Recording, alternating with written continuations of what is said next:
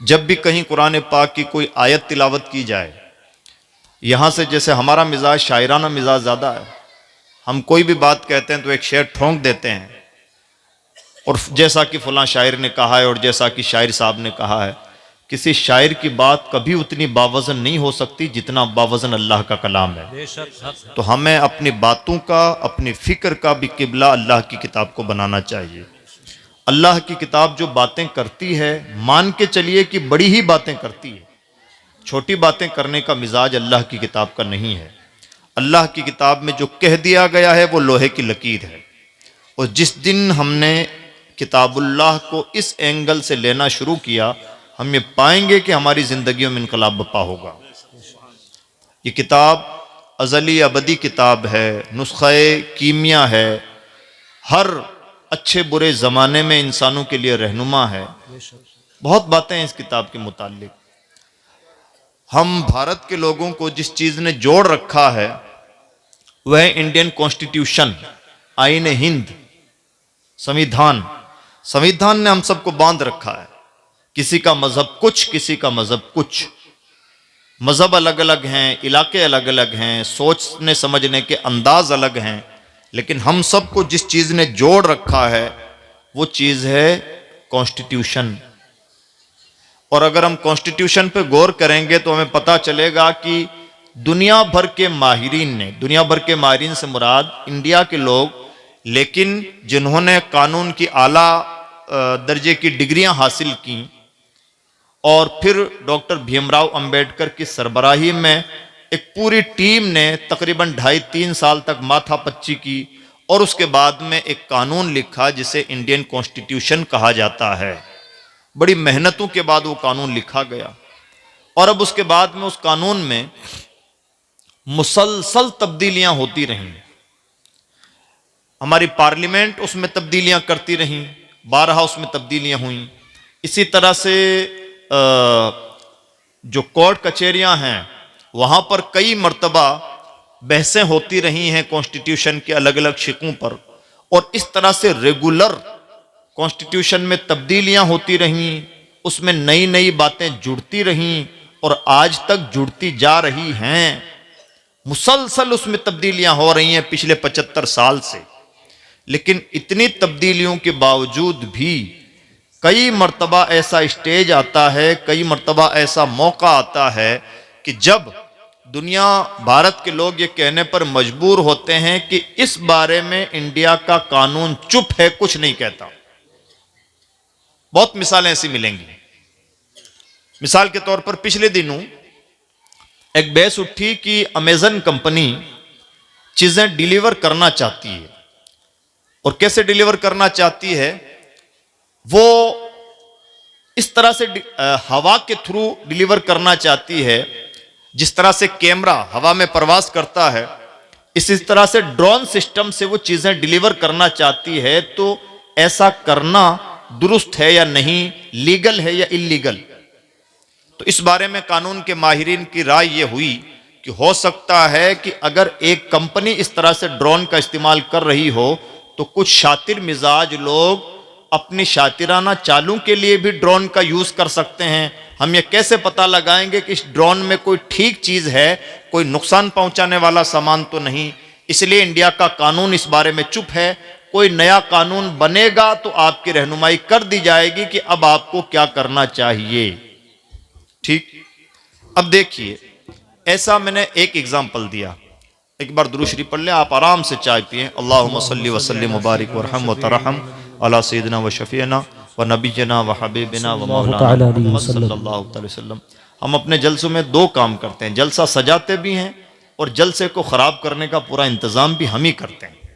अल्लाह हमारी अक्ल को भी सलामत रखे। हमें हर बात छोटे छोटे बच्चे की तरह उंगली पकड़ पकड़ के बतानी होती है। भाई ये कुर्सी आगे कर लीजिए, भाई ये जगह पुर कर लीजिए, भाई चुप हो जाइए। जिस कौम को ABCD सिखानी पड़ती हो वो कौम क्या सिविलाइज्ड दुनिया से मुकाबला कर पाएगी? जरा सूझबूझ का मुजाहरा करें, अच्छी निशानियां नहीं है। दुनिया बहुत एडवांस हो गई है। किसी 5 स्टार होटल में बैठ के खाना कैसे खाना है तरीका सिखाया जाता है दुनिया को। एक अफसर कुर्सी पर किस लहजे में बैठ के आपकी बातें सुन रहा है आपको सिर्फ उसकी बॉडी लैंग्वेज से समझना होता है। हमें हर बात उंगली पकड़ के सिखानी पड़ती है। जरा सूझबूझ का मुजाहरा करें। और मुझे इस तरह से बातें करना इन बुजुर्ग उलमा के सामने मैं तालिब इल्म हूं, अच्छा नहीं लगता है। ये छोटी किस्म की बातें हैं, सिखानी नहीं पड़नी चाहिए। इसलिए जिसे बैठना है अदब के साथ बैठे, मुझे अपनी बातें करने दें और खामोशी का माहौल बनाएं और सुने तवज्जो के साथ। इन तलबा से भी गुजारिश है तवज्जो के साथ सुने।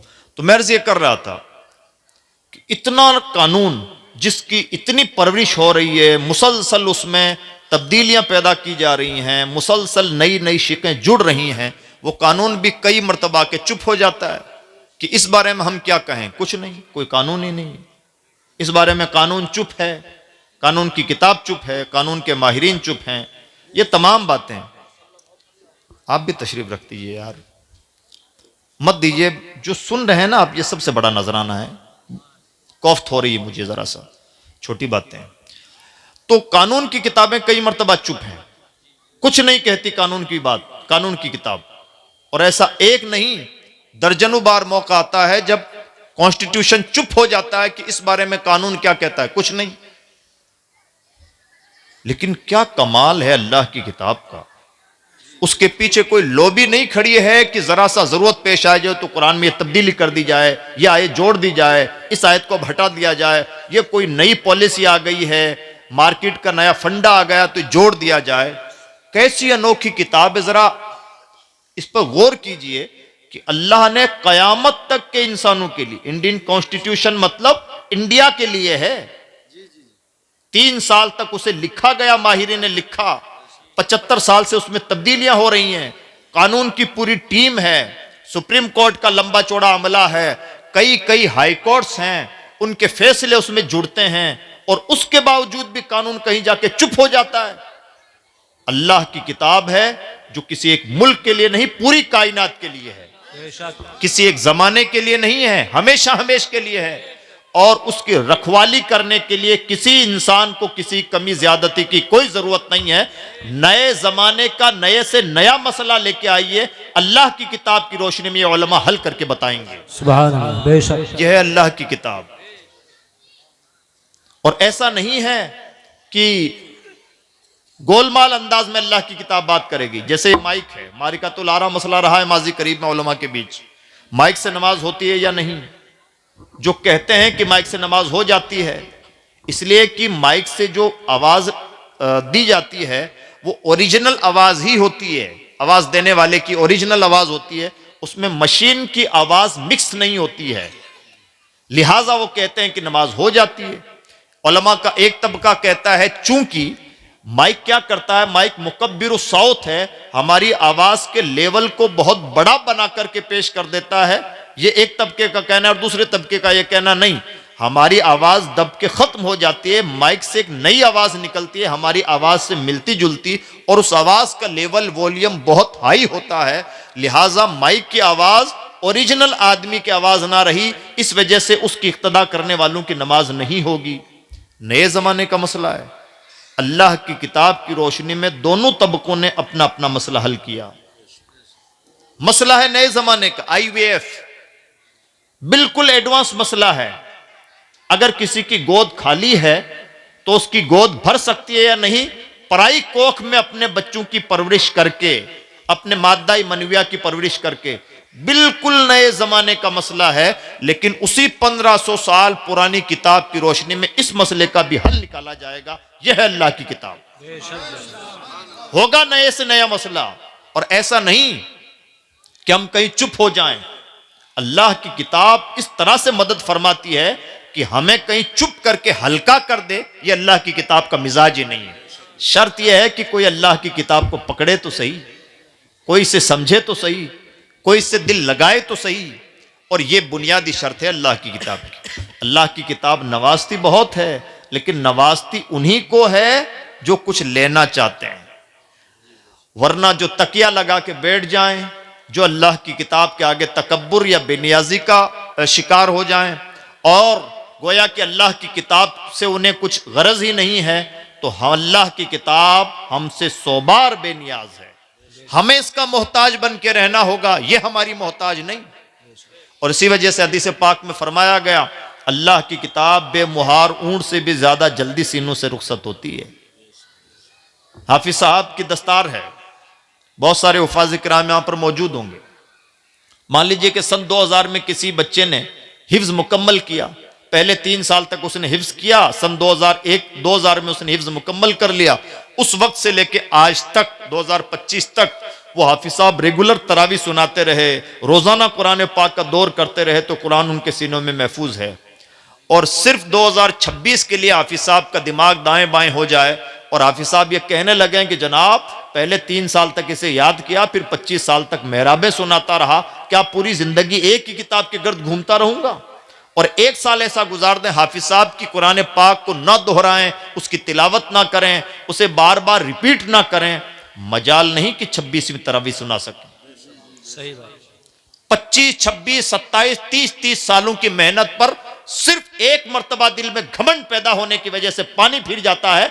बात यह नहीं है कि हाफिज साहब को याद नहीं रहा, बात यह है कि अल्लाह की किताब नाकदरे सीनों में मौजूद ही नहीं रहती। सही बात। अगर ये अल्लाह की किताब नाकदरे सीनों में मौजूद नहीं रहती तो जो इसकी तिलावत के वक्त नाकदरी करते हैं उससे फैज भी तो कुछ नहीं उठा पाते।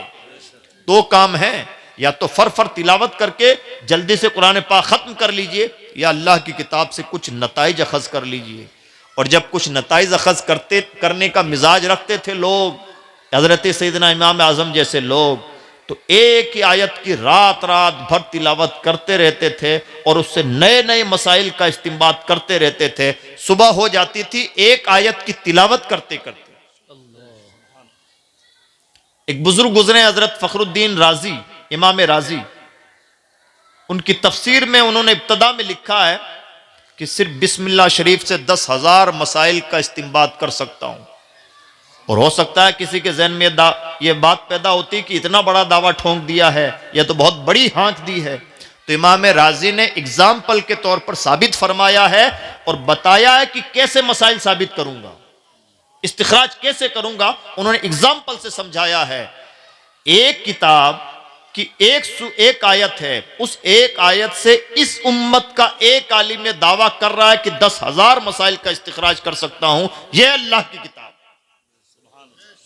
हजरत सैयदना अब्दुल्लाह इब्न अब्बास फरमाते हैं, मेरे ऊंट की नकील भी गुम होती है तो कुरान पाक से तलाश करता हूं। क्या हम भी अपने मुल्क के मसाइल का कुरान पाक की रोशनी में हल तलाश करते हैं, या फिर ये मान लिया जाए कि अल्लाह की किताब में हुजूर के ज़माने के मसाइल का ये बयान था, मौजूदा भारत का बयान नहीं है। अल्लाह की किताब में सब है, सिर्फ निगाहों की ज़रूरत है। हमारा अलमिया यह है कि हमने इस किताब को सिर्फ कुरान खानी की किताब बना लिया है। और अगर हमने कुरान खानी की किताब बनाया है और ये एतकाद रखते हैं कि जनाब कुरान पाक की तिलावत करेंगे तो घर में, कारोबार में, दुकान में, मकान में बरकत होगी, तो हो जाती है। और अगर ये नियत करते कि अल्लाह की किताब की तिलावत इसलिए कर रहे हैं कि हमारी जिंदगी संवर जाए, तो जिंदगी भी संवर सकती थी। हमने चीज ही छोटी मांगी है, फिक्र ही छोटी बना रखी है, तो छोटे मफादात हासिल हो रहे हैं। अगर हमने अपने जहन में कुशादगी रखी होती, अल्लाह की किताब को बड़े मकासद से वाबस्ता किया होता, तो ये किताब हजरत फारूक आजम के सीने से कुफ्र निकाल कर ईमान नक्श कर देने वाली किताब है। और आज भी वही किताब है, किताब नहीं बदली है। आज भी वही सूरह ताहा है, वही किताब है, वही तासीर है, वही इसका रब है, सब कुछ वही है। बीच में से जो मिस है वो दिलों की कैफियत मिस है। अगर आज भी हम अल्लाह की किताब से उस तरह से लो लगाएं और इस किताब के सामने अपने मसाइल पेश करें, तो ये किताब आज भी उसी तरह से मसाइल का हल पेश करती है जैसे पहले करती थी। अब मैंने जो आयत करीमा तिलावत की है, उस आयत को जरा उसका बैकग्राउंड समझें और उसका बड़कपन समझें कि अल्लाह ने कितनी बड़ी बात कितने सादे अल्फाज में इरशाद फरमाई है। अल्लाह इरशाद फरमाता है, ज़ालिकल किताबु ला रैब फी। लफ्ज़ी तर्जमा होगा, ये वो बुलंद रुतबा किताब है जिसमें शक शुबे की गुंजाइश नहीं। क्या मतलब है इसका? इसको थोड़ा एक्सप्लेन करेंगे तो कहेंगे जनाब अल्लाह की किताब यकीन की बातें करती है। ठीक है, इसका क्या मतलब हुआ यकीन की बातें करती है? तो अब जरा दोस्तों थोड़ा सा इसको एग्जाम्पल से समझें। ये जो माइक है क्या एक दिन में तैयार हो गया? ये माइक प्रोसेस से गुजर करके तैयार हुआ है। पहले पहले इतना खूबसूरत माइक नहीं था, और हो सकता है आइंदा जमाने में माइक का अपडेट वर्जन अभी जितना है ना झमेला, जिसको ढोना पड़ रहा है, हटाना पड़ रहा है, इसका इल्तजाम करना पड़ रहा है, हो सकता है आइंदा जमाने में सब कुछ भी ना करना पड़े। ऐसा ही होता है। टेक्नोलॉजी की जितनी तरक्कियां, आज हमारे हाथों में जो मोबाइल है, इतना छोटा सा मोबाइल जिसने गोया हमारी जिंदगी को हमसे छीन लिया है और हमारी उम्र कम कर दी है, वो मोबाइल पहले दिन ऐसा ना था।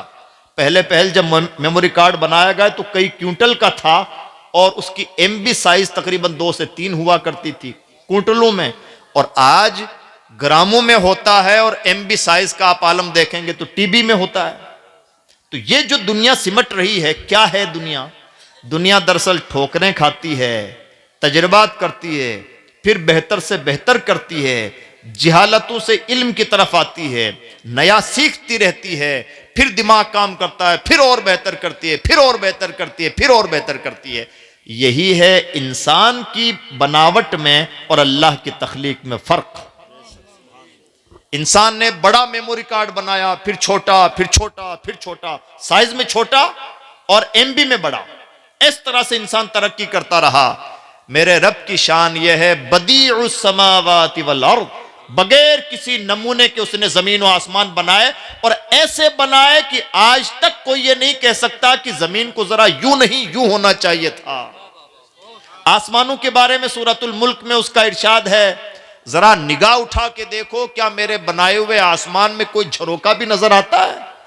अरे दोबारा उठा के देखो, तुम्हारी निगाहें थक हार के पलट के आ जाएंगी, लेकिन अल्लाह की बनाई हुई तख्लीक में कोई कमी नहीं निकाल सकते। ये फर्क है इंसान के बनाने में और अल्लाह के बनाने में। इंसान ठोकरें खाता है, तजर्बा करता है, फिर बेहतर बना पाता है। मेरा रब बगैर किसी नमूने के बनाता है, और एक बार में ऐसा बनाता है कि उससे बेहतर का तसव्वुर ही नहीं। हम अपनी तख्लीक पर गौर करें, कभी जरा सोच के देखें कि आंखें यहां ना होती कहीं और होती, जरा तसव्वुर करके देखिए, तो खुद हमें अपनी हैत से कराहत महसूस होगी और वहशत महसूस होगी कि अगर ऐसा ना होता तो पता नहीं हमारी शक्ल कैसी होती। अजब कारीगरी है उसकी शान की। इंसानों की आवाजें अलग, उनके हुलिये अलग। अल्लाह हमें शऊर अता फरमाए। हमारे बुजुर्गान दीन क्या तदब्बुर किया करते थे, छोटी छोटी घास के तिनके को देखते रहते देखते रहते देखते रहते। कौन? बायजीद बुस्तामी जैसे लोग देखते रहते, कहते हुजूर ये क्या है, आप सुबह से इसे देख रहे हैं? कहते अल्लाह की कुदरत देख रहा हूं। देखना चाहें तो, और इंसानों की आंखें बंद हो जाए तो कितने ही जलजले बपा हों, कितने ही इनकलाबात आ जाए, इंसान कुछ नहीं देख पाता। हम अपनी हैत पर गौर करें, सबकी शक्लें अलग अलग हैं। क्या किसी कलमकार में दम है कि एक एक इंसान की शक्ल को डिफाइन कर सके कि फलां की शक्ल में जरा ये अलग चीज है और फलां की शक्ल में ये अलग चीज है? हमारा कलम बयान नहीं कर सकता, और बनाने वाले ने बना दिया है। हमारी आवाजें अलग हैं, हमारी चाल अलग है, हमारी खांसी का अंदाज अलग है। यह है उसकी कुदरत और कारीगरी। और इन कारीगरियों की तरफ अल्लाह की किताब बार बार रहनुमाई करती है। तो अल्लाह रब्बुल इज्जत की तख्लीकात में जब हम इस कायनात में गौर व फिक्र करेंगे तो हम ये पाएंगे कि इंसान ठोकरें खा खा करके बेहतर से बेहतर बनाता रहता है। आज जितना खूबसूरत मोबाइल बना हुआ है, बल्कि तैयारी चल रही है कि आने वाले जमाने में ये चंद ग्राम का मोबाइल भी ढोना ना पड़े, यहीं पर चिप फिट हो जाए, और जो काम इस मोबाइल से होना है वो यहीं से बगैर किसी कोई बटन दबाए और बगैर कोई झमेला पाले हुए खुद ब खुद हो जाए। और यही वजह है कि दुनिया आहिस्ता आहिस्ता यहां आ रही है। अब गेम इस बात का नहीं रह गया कि आपके पास इंफॉर्मेशन कितनी है, गेम इस बात का रह गया कि आपकी क्रिटिकल थिंकिंग कितनी मजबूत है। यानी अब सवाल यह नहीं होता जीके का कि इंडिया का प्राइम मिनिस्टर कौन है और राष्ट्रपति का नाम बनाइए। अब सवाल यह पैदा होता है कि आपके यहां झगड़ा हो गया तो आप सुलझाएंगे कैसे। यानी अब दुनिया अक्ल का इम्तिहान लेने लगी है, हाफिजे का नहीं। और यह दुनिया की मजबूरी है। इंफॉर्मेशन का अर्जा होना इंसान की जरूरत बढ़ा देता है। इसलिए अजीज दोस्तों, इस बदलते जमाने में बहुत जरूरी हो जाता है कि अल्लाह की किताब से करीब हों। और जितना अल्लाह की किताब से करीब होंगे उतना हम ये पाएंगे कि ऐसा गहरा समंदर है कि इसका कोई किनारा ही नहीं। और यही बात तिरमिज़ी शरीफ की हदीस पाक में फरमाई गई जिसके सीने में ईमान होता है वो अल्लाह की किताब से कभी सैराब हो ही नहीं सकता। जितना तिलावत करेगा डूबता जाएगा, और जितना डूबेगा उतना मजा पाता चला जाएगा। यह है अल्लाह की किताब। यानी मोबाइल के बारे में भी, मौजूदा मोबाइल के बारे में कोई ये नहीं कह सकता कि जनाब ये फाइनल है, अब इससे बेहतर मोबाइल बनाया नहीं जा सकता। हो सकता है कि आइंदा 15 साल बाद हमें लगे कि ये मोबाइल भी कभी इस्तेमाल करने की चीज थी। वैसे ही जैसे आज पुराने जमाने के 35 साल पुराना फोन आज देखते हैं तो लगता है, हंसी आती कि क्या इतना बड़ा मोबाइल फोन भी इंसान इस्तेमाल करता था। यानी इंसान की बनाई हुई चीजों में और अल्लाह की तख्लीक में फर्क यह है, इंसान ठोकरें खा के बेहतर से बेहतर बनाता है, और हर बार इस बात का चांस रहता है कि हो सकता है और बेहतर हो। यही है दुनिया। क्या मतलब इस बात का? इस बात का मतलब यह है कि यहां यकीनी कुछ नहीं है। मैं कह दूं कि माइक ऐसा है कि अब इससे बेहतर बनाया ही नहीं जा सकता। जब भी कोई यह दावा करेगा, हो सकता है हमारे दावे को तोड़ने के लिए 10 लोग खड़े हो जाएं। कोई कलमकार नहीं कह सकता कि मुझसे बेहतर कोई लिख नहीं सकता। कोई शायर नहीं कह सकता कि मुझसे बेहतर कोई शायरी नहीं कर सकता। और अगर किसी गालिब का दिमाग जरा आसमान पे पहुंचे तो गालिब के नकात पैदा हो ही जाएंगे। यानी जब जब कोई अपने बड़ेपन का दावा करेगा, उसके दावे को तोड़ने वाले अल्लाह की जमीन पर पहले से मौजूद।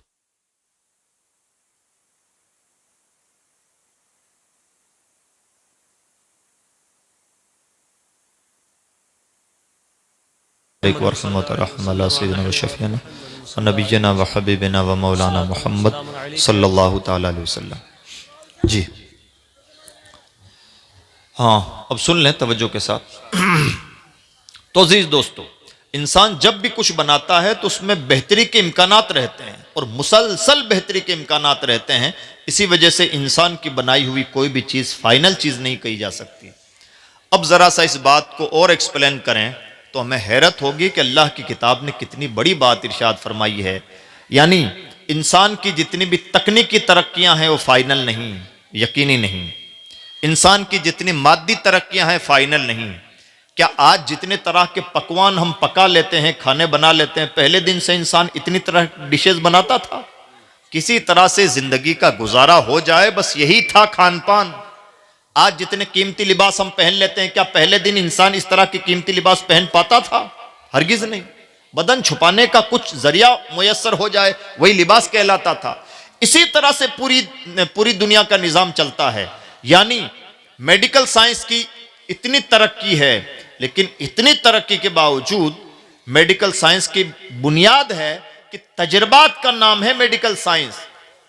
आपने एक दवा ली और आपका सरदर्द ठीक हो गया, दूसरे ने वही दवा ली, उसका भी सरदर्द ठीक, तीसरे का भी ठीक, चौथे, पांचवें, 10वें का ठीक, तो मान लिया गया कि यह सरदर्द की दवा है। नतीजा क्या निकलेगा कि वही सरदर्द की दवा जो 50 लोगों ने ली थी और उनका सरदर्द गायब हो गया, उनका सर ठीक हो गया, 51वां आदमी वही दवा लेगा और उसका सरदर्द ठीक नहीं होगा। होता है कि नहीं होता ऐसा? माहिर से माहिर डॉक्टर फेल हो जाते हैं किसी बीमारी का इलाज करने में। क्यों जनाब? बात यह है कि मेडिकल साइंस की कोई भी चीज यकीनी नहीं है, कोई इल्हामी नहीं है, कोई इलाही कानून नहीं है। इंसान के तजर्बे का नाम है मेडिकल साइंस। बार बार हमने एक ही तरह का काम किया और एक ही तरह का रिजल्ट आया, तो हमने मान लिया कि ऐसा करने से ऐसा होता है, ऐसा करने से ऐसा ही होता है। ये यकीनी बात नहीं है। आज जितने तरह के मकान हम डिजाइन करवा लेते हैं, क्या पहले दिन इंसान इस तरह के मकान डिजाइन करवा पाता था?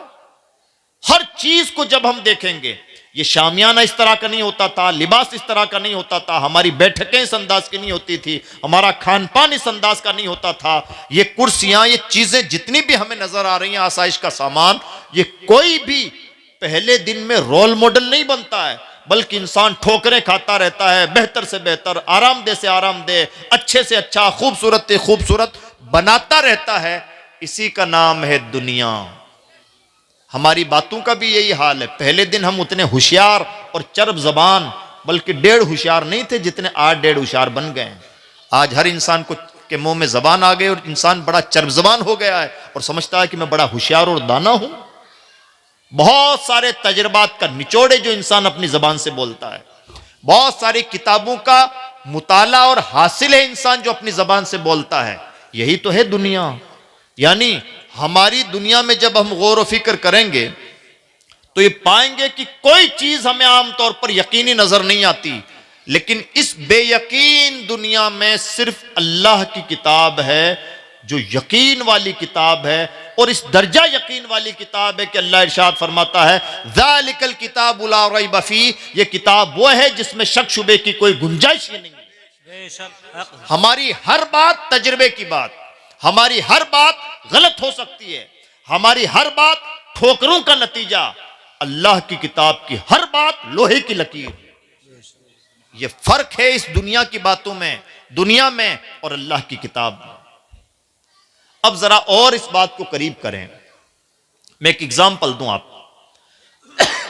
आप कपड़े की दुकान करने जा रहे हैं, मान लीजिए रामपुर में किसी मुनासिब लोकेशन पर आप कपड़े की दुकान करना चाहते हैं। आपके चचा हैं जो पिछले 50 साल से 40 साल से कपड़े का कारोबार कर रहे हैं। वो आपसे कहें भतीजे आप रामपुर के मार्केट में पहली मर्तबा उतर रहे हैं और चूंकि कपड़े की मंडी में उतर रहे हैं और मैं कपड़े से पिछले 40 साल से जुड़ा हुआ हूं, लिहाजा कपड़े के मार्केट में काम करते हुए मेरी 4 बातों का ध्यान रखना, फायदे में रहोगे। तो आपके कान खड़े हो जाएंगे कि मैंने रामपुर में कपड़े का काम करने के लिए मान लीजिए कि 10 लाख रुपए लगाए हैं, बड़ा इन्वेस्ट किया है, बड़े ख्वाब देख रखे हैं और बहुत प्लानिंग की है, बहुत होमवर्क किया है, लेकिन मेरे चचा तजर्बाकार हैं, बड़े कारोबारी हैं कपड़े के, और ये अपने 40 साल तजर्बे की रोशनी में मुझे 4 बातें बता रहे हैं। तो बहुत तवज्जो के साथ सुनेंगे कि वो 4 बातें बड़ी कीमती होंगी। 40 साल का तजर्बाकार आदमी कोई बात बताए तो वो कीमती, और 7 जमीनों और 7 आसमानों का बादशाह अपनी बात बताए वो कीमती नहीं। क्या मतलब? इसका मतलब यह है कि हमने अल्लाह की किताब को उतना सीरियसली लिया ही नहीं जितना लिया जाना चाहिए। हम उसकी गहराइयों में उतरे ही नहीं कि यह कलाम किसका है। हमने जाना ही नहीं है कि कुरान जो कह रहा है वो कोई तजुर्बा नहीं है, वो अटकल पच्छू बातें नहीं है, वो अंदाजे का तीर नहीं है। कुरान ने जो कह दिया आंख बंद करके तस्लीम कीजिए, बल्कि अगर कोई बात ना भी समझ में आए तो मान के चलिए कि कुरान के हवाले से जो कहा जा रहा है भले हमारी अकल में ना भी आ रहा हो, बड़ी ही बात है। और जिस दिन हमने अल्लाह की किताब को इस नाहिए से लेना शुरू किया, इस एंगल से गौर व फिक्र शुरू किया कि अल्लाह की किताब कितनी बड़ी किताब है, कितनी बड़ी बातें करती है, कहां कहां जाके हमारी रहनुमाई करती है, हम ये पाएंगे कि ऐसा लगेगा जैसे कुरान उसी बीमारी पर हाथ रखता है जिस बीमारी से हम कई सालों से जूझ रहे थे। एक एग्जाम्पल दूं, एग्जाम्पल सुनिए, कितना खूबसूरत एग्जाम्पल है। सूरह इब्राहिम की आयत नंबर 13 और 14। हम मुसलमानों को, भारत के मुसलमानों को इस वक्त लगता है कि हालात बड़े मायूस कुन हैं और ये ठीक नहीं और वो ठीक नहीं। चंद सालों में ये ठीक नहीं और वो ठीक नहीं याद आने लगा। क्या कलेजा है उस शख्सियत का जिसने 13 साल तक मक्का के जालिमों के जुल्म सहे और कभी उफ तक ना किया। सैयदुल मुरसलीन मेहनत कर रहे हैं और मेहनत के नतीजे में 40 लोग कलमा पढ़ रहे हैं, लेकिन ना कभी मायूस होते हैं, ना थक हार के बैठते हैं, ना अपने मिशन के साथ समझौता करते हैं। चंद सालों में बुजदिली का शिकार हो गए। वहां से मोटिवेशन लेना चाहिए। और जब कलेजा इतना बड़ा होता है, दिल इतना बड़ा होता है, सब्र का ये आलम होता है, तो भले मक्का में 13 साल की मेहनतों में 40 ने कलमा पढ़ा हो, मदीना में 10 साल की मेहनतों में 1.25 लाख भी कलमा पढ़ते हैं। सुभान अल्लाह, सुभान अल्लाह। जब इतना बड़ा कलेजा, इतनी मेहनतें, इतना इस्तिक़लाल, इतना मोटिवेशन, इतनी हिम्मत होती है तो फल भी वैसा ही मुरत्तब होता है। मेरा रब चाहता तो मक्का में भी वयदखुलून फी दीनिल्लाहि अफ़वाजा का नजारा मिल सकता था, लेकिन अल्लाह रब्बुल इज्जत ये चाहता था कि पहले दुनिया देखे कि मेहनतें कैसे की जाती हैं, कुर्बानियां कैसे दी जाती हैं, हिम्मत कैसे रखी जाती है और हालात से लड़ा कैसे जाता है। तमाम जख्म सहे, ताइफ के पत्थर सहे, अपनी बेटियों की तलाक बर्दाश्त की, सोशल बाइकाट बर्दाश्त किया, अपने सहाबा की 2-2 हिजरतें बर्दाश्त की, सब कुछ बर्दाश्त किया। कभी जबान पर कोई शिकवा नहीं आता। जब इस तरह से किसी के अंदर हिम्मत होती है तो फल मदीना की शक्ल में उसे मिलता है। सुभान अल्लाह। और मदीना में भी जालिमों ने सुकून से नहीं बैठने दिया। 8 साल के टाइम पीरियड में, जिस साल हिजरत हुई है कोई लड़ाई नहीं, जिस साल विसाल हुआ है सन 10 हिजरी कोई लड़ाई नहीं, बीच के 8 सालों में 74 लड़ाइयां लड़ी हैं मेरे नबी ने। 74 किसे कहते हैं जरा तसव्वुर करके देखिए। एक मुल्क एक लड़ाई लड़ता है तो 10 साल के लिए उसकी चौलें हिल जाती हैं। क्या कलेजा उस एक शख्सियत का जो 8 साल के टाइम पीरियड में 74 लड़ाइयों का नक्शा तैयार कर रहे हैं और सब कुछ उन्हीं को करना है। कौन कमांडर होगा, कितने लोग जाएंगे, कौन पीछे रहेंगे, कौन साजो सामान फराहम करेगा, नक्शा क्या होगा, किससे मुलाकात होनी है, सब कुछ अकेले इमामुल अंबिया कर रहे हैं। और इतना ही नहीं कर रहे हैं, जैसा कि भी हजरत ने जिक्र फरमाया, बच्चों को गुट्ठी देने का काम हुजूर करते हैं, बच्चों के नाम हुजूर रखते हैं। साहबा के बीच में कोई बात पैदा हो गई तो सुलह सफाई का काम हुजूर करवाते हैं। नए लोगों को कलिमा पढ़ाते हैं, पुराने लोगों को इस्लाम की तबलीग करते हैं, बादशाहों को खत लिखते हैं, बादशाह अपने डेलीगेशन भेजते हैं, उनसे मुलाकातें करते हैं, मैदान का नक्शा तैयार करते हैं, अपनी 11 अज़वाज मुताहरात का ख्याल रखते हैं, तमाम सहाबा का ख्याल रखते हैं, सहाबा में जिनके पास रोजगार नहीं उनके लिए रोजगार का इंतजाम करते हैं, सहाबा के बच्चों के रिश्ते तय करते हैं, इसके साथ नमाज पंजगाना की इमामत भी फरमाते हैं। ये सब कुछ काम किया है इमामुल अंबिया ने। बेशक। आज हमें 5 वक्त की नमाज पढ़ाने को मिले तो हम कहते हैं इमाम साहब बड़े बिजी होते हैं, इमाम को कोई टाइम नहीं मिलता। बहुत अच्छी बात है, लेकिन टाइम मैनेजमेंट उससे सीखना चाहिए जिसके बारे में अल्लाह का कलाम कहता है, इन्ना लका फिन नहारि सबहन तवीला। ए नबी, आपके दिन का शेड्यूल बड़ा टाइट होता है। उसी से सीखिए कि टाइम मैनेजमेंट किसे कहते हैं, उसी से सीखिए कि दर्द क्या होता है, उसी से सीखिए कि काम की रफ्तार क्या होनी चाहिए, उसी से मोटिवेशन लेना चाहिए कि हिम्मत किसे कहते हैं। हमें किसी फर्जी मोटिवेशनल स्पीकर के चक्कर में पड़ने की जरूरत नहीं। अगर हमने उनका कलिमा पढ़ा है तो उनसे बेहतर मोटिवेशनल स्पीकर कौन हो सकता है, और उनकी तालीमात से ज्यादा मोटिवेशन कहां मिल सकता है। बेशक। हमने जाना ही नहीं कि अल्लाह ने बिन मांगे कितना कीमती सोना हमारे हाथों में दे दिया है। हमारा तो अलमिया यह है कि हम नाकदरी का शिकार हैं। सबसे बड़ा अलमिया यह है, वमा कदरुल्लाह हक़्क़ क़दरी।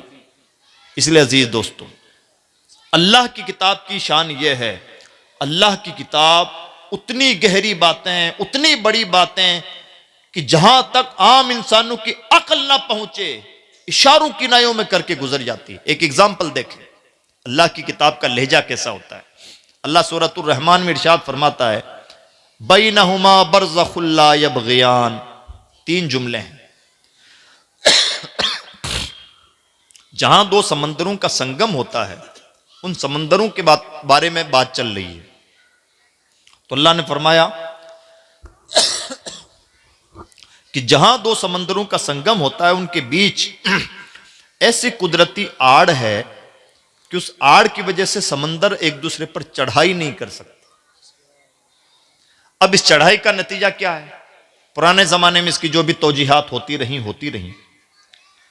नए जमाने की समंदरों की साइंस यह कहती है कि जहां भी 2 समंदर गले मिलते हैं, एक अनोखी बात देखने को मिलती है, और वो ये बात है कि दोनों समंदरों का पानी भले मौजों से लड़ लड़ करके पहाड़ों की तरह टकरा रहा हो, लेकिन इसके बावजूद भी इधर के समंदर का पानी इधर नहीं आता और इधर के समंदर का पानी उधर नहीं जाता।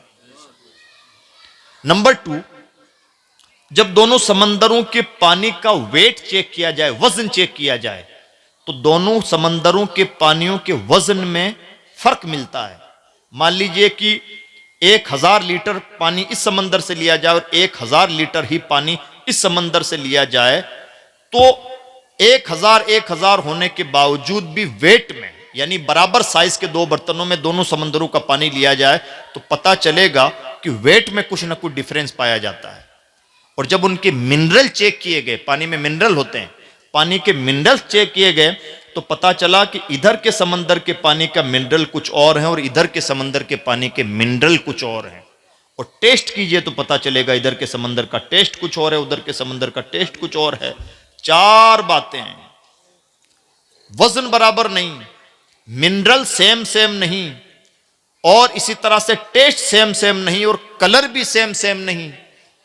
हम 2 गिलास में पानी लें और एक जग में मिला दें, आज तक दुनिया के पास कोई पैरामीटर ऐसा नहीं कि दोनों गिलासों के पानियों को दोबारा अलग अलग किया जा सके।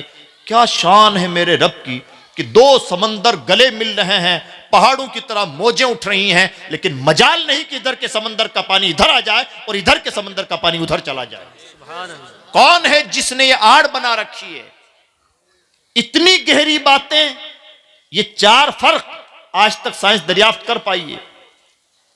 इतने गहरे फर्क, इतनी गहरी बातें, इतनी बड़ी बातें जो समंदरों में सालों साल डुबकियां लगाने के बावजूद मालूम नहीं हो सकती थी, अल्लाह की किताब ने 3 लफ्जों में तमाम बातें कह दी। जिनको समझना है समझें, जिनको तिलावत करके फर आगे बढ़ना है बढ़ें। यह है अल्लाह की किताब। देती बहुत कुछ है, लेने वाला होना चाहिए। मैं अर्ज कर रहा था, मौजूदा भारत का नक्शा अगर हम समझना चाहें, हमें लगता है ना हालात बड़े अबतर हैं, तो इसका नक्शा अगर हम समझना चाहें तो सूरह इब्राहिम की आयत नंबर 13 और 14 में देखें। अल्लाह रब्बुल इज्जत ने क्या लहजा इख्तियार फरमाया और क्या बात इरशाद फरमाई गई अल्लाह की किताब में। अल्लाह फरमाता है, अपने ज़माने के मुशरिकीन ने, हर ज़माने के मुशरिकीन ने अपने ज़माने के रसूलों से कहा, ला नुखरिजन्नकुम मिन अर्दिना औ लतऊदुन्न फी मिल्लतिना। 2 बातें कहीं मुशरिकीन ने अपने ज़माने के रसूलों से, 2 बातें कहीं, ए नबियो ए रसूलो, तुम्हारे पास 2 ऑप्शन हैं। ला नुखरिजन्नकुम मिन अर्दिना, या तो हम तुम्हें अपने देश से निकाल देंगे, औ लतऊदुन्न फी मिल्लतिना, या फिर घर वापसी कर लो। हमें ऐसा लगता है कि बड़े दर्दनाक हालात हैं। कुरान कहता है तमाम रसूलों के साथ होता रहा और बातें नहीं बदली हैं। देश हमारा है, अगर ये नहीं तो कहीं और चले जाओ, ऐसा ना तो ये कर लो। मिन अर्दिना, हमारे देश। यही धमकियां हमेशा रही हैं, हम अपने देश से देश निकाला दे देंगे। औ लतऊदुन्न फी मिल्लतिना, और कुफ्र जब जोर पकड़ता है तो कहता है घर वापसी कर लो। कुरान कहता है ये बोलियां हर जमाने के रसूलों से बोली गई। हमें लगता है कि बड़े टेढ़े हालात हैं। जरा मुताला तो करें अल्लाह की किताब का और इससे आगे बढ़ के देखें तो अल्लाह फरमाता वाला नुहलिकन्न ज़ालिमीन, हम जालिमों को हलाक करके रहेंगे। और आगे भी कुछ बशारतें इरशाद फरमाई गई। आपका होमवर्क है, जरा देखें तो सही कि कुरान कहां कहां की बातें कह के गुजर गया। हमारा अलमिया यह है कि जिसमें हमारा हर हल मौजूद है, उस किताब को उठा ही नहीं रहे हैं, उस किताब से लो ही नहीं लगा रहे हैं। और एक आध मौके पर नहीं, कुरान तो इशारों इशारों में वो बातें कहे जाता है कि कभी ईमान ताज़ा हो जाता है। हजरत सैयदना इब्राहिम खलीलुल्लाह ने, देखिए कितनी हौसला अफजा बात है, कैसा मोटिवेशन अल्लाह की किताब में। हजरत इब्राहिम खलीलुल्लाह से अल्लाह ने वादा फरमाया, इन्नी जाइलुका लिन्नास इमामा, इब्राहिम मैं तुझे लोगों की इमामत अता फरमाऊंगा, लीडरशिप अता फरमाऊंगा। नबियों की शान होती है कि जब अल्लाह की नेमतें मिल रही होती हैं तो अपने साथ दूसरों के लिए भी ले लेते हैं। तो हजरत इब्राहिम अलैहिस्सलाम ने कहा, काला व मिन ज़ुर्रियती, परवरदिगार जब ये नेमतें इमामत तो अता फरमाए तो मेरी नस्लों को भी अता फरमा देना। ये बात हो गई, देखिए सादा अंदाज में बात हो गई। इब्राहिम से वादा कि मैं तुम्हें इमामत अता फरमाऊंगा, और इब्राहिम अलैहिस्सलाम ने कहा परवरदिगार मेरी नस्लों को भी अता फरमा देना। अल्लाह का जवाब सुने और मौजूदा मुल्क के हालात का जायजा लें। अल्लाह फरमाता, ला यनालु अहदिज़ ज़ालिमीन, इब्राहिम इमामत की नेमत जालिमों को नहीं मिलती। क्या मतलब? मतलब यह है कि या तो कुर्सी रहती है या जुल्म रहता है। और अगर किसी लीडर ने जुल्म करना शुरू कर दिया तो इसका मतलब उल्टी गिनती शुरू, ज्यादा दिन नहीं चलना। यह निजाम कुदरत है, कौन साहिब ईमान है कौन नहीं, यह कब्र का फैसला है। लेकिन अगर इस कायनात में किसी को कयादत करनी है, लीडरशिप करनी है, राजनीति करनी है, बड़ा बन के रहना है, इमामत करनी है, तो जुल्म छोड़ना ही होगा। और अगर कोई जुल्म नहीं छोड़ता तो इंशाअल्लाह उसकी उल्टी गिनती शुरू है। जालिम होने का मतलब ही यह है कि कुर्सी डावाडोल होने लगी है। देखते रहिए, जुमा 8 दिन की बातें हैं। यह है अल्लाह की किताब। वो बातें कहती है जहां इंसानों के अक्ल ना पहुंचे। शर्त यह है, यूं ही हजरत अब्दुल्ला इब्न अब्बास ने नहीं कहा था मेरी ऊंट की नकील भी गुम हो जाती है तो कुरान पाक से तलाश करता हूं। अलमिया यह है कि हम अपने मसाइल का हल भी तो आखिर दीवान गालिब में तलाश कर रहे हैं। परेशानी यह है, कितना विजनरी शायर था कि यह शेर कह गया, इतना एडवांस शायर था कि यह बात भी कह गया। जनाब, हमें किसी को दाद देने की जरूरत ही ना पेश आती अगर अल्लाह की किताब से लो लगा लिया होता। और सहाबा ने लो लगाई थी।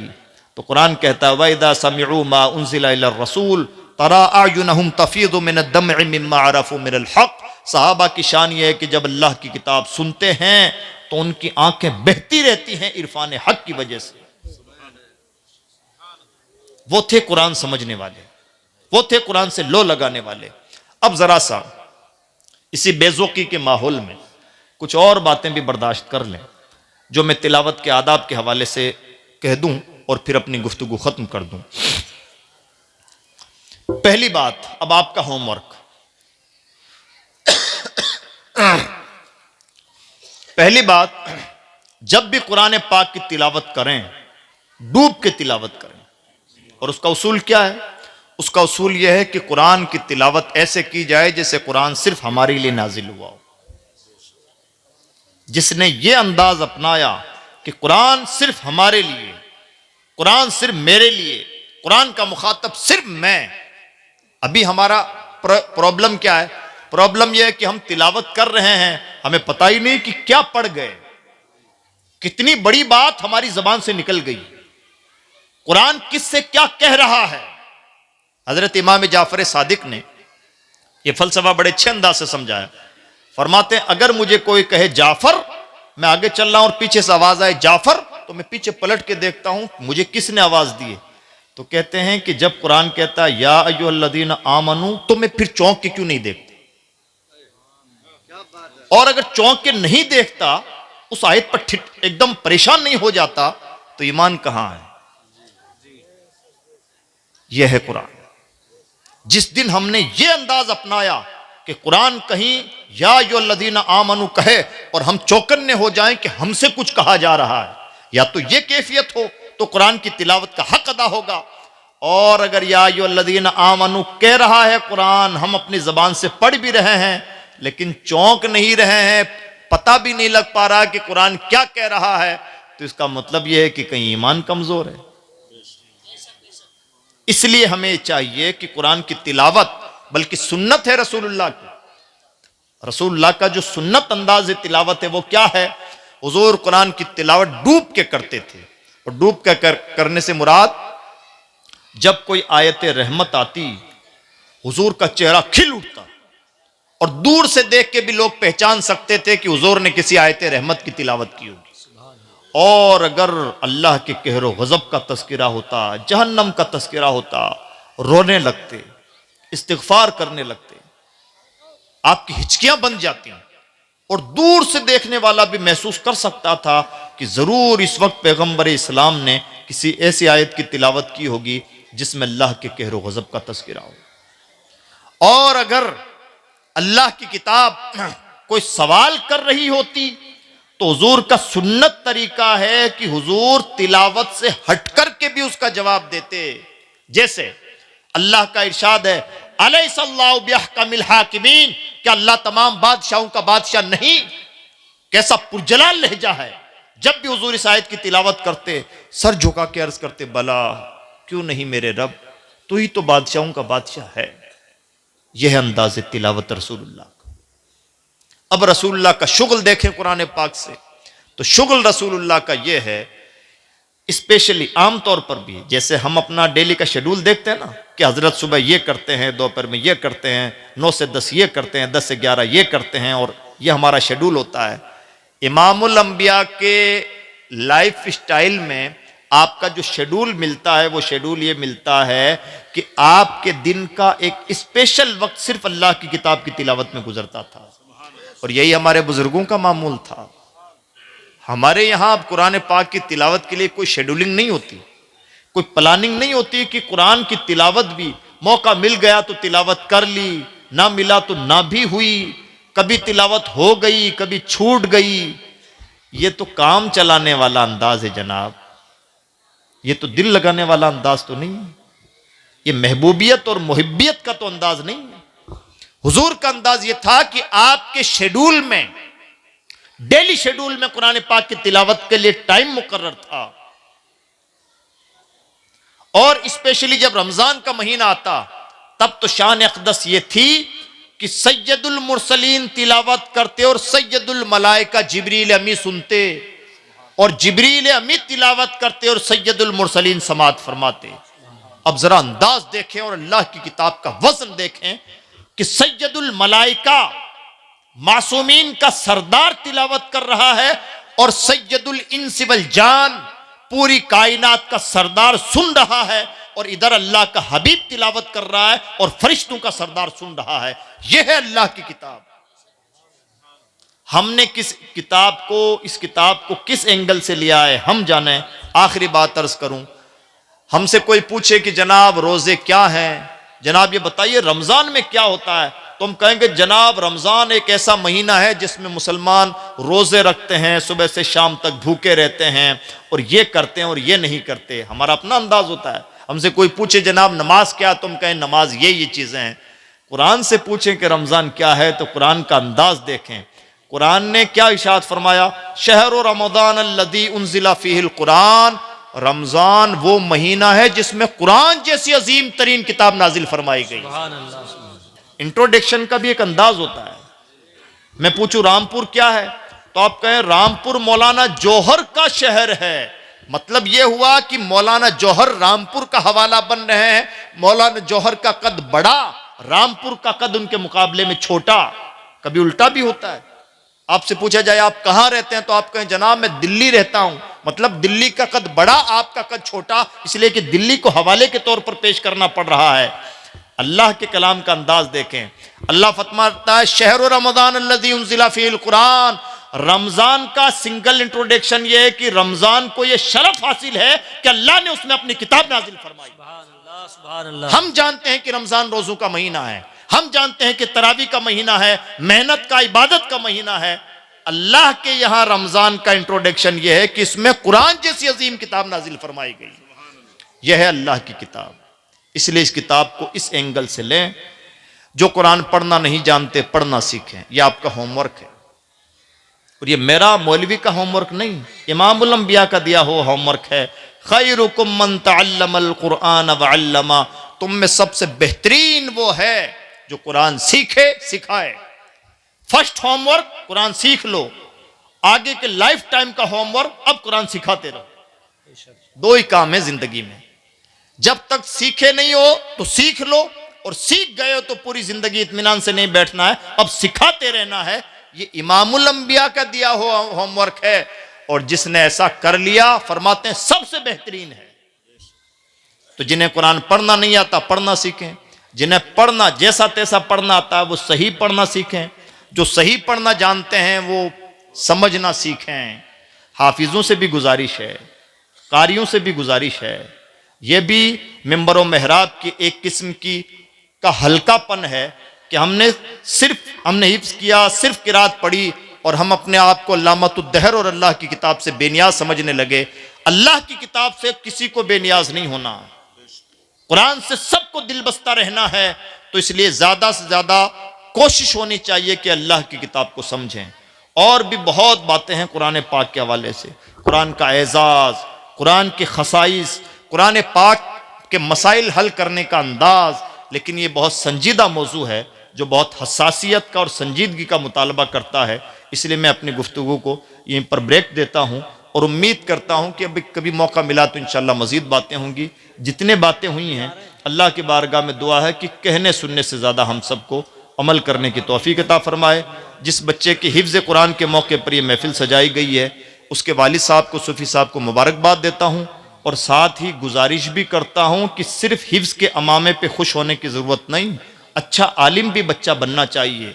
और आपका होमवर्क ये कि दुआ करते रहें, मेरे रब, मेरे बस में ये था कि मैं अपने बच्चे को पढ़ा लूँ, वो मैंने मेहनत कर ली, अब इसके दिल की दुनिया बदलना और इसे अच्छा आलिम बनाना तेरे करम पर मौकूफ़ है। माँ बाप की दुआ ज़ायगा नहीं जाती, बल्कि वैसे ही औलाद के हक़ में कबूल होती है जैसे नबियों की दुआएं उम्मत के हक़ में कबूल होती हैं। इसलिए हम सबको अपना वजीफ़ा हयात बनाना चाहिए।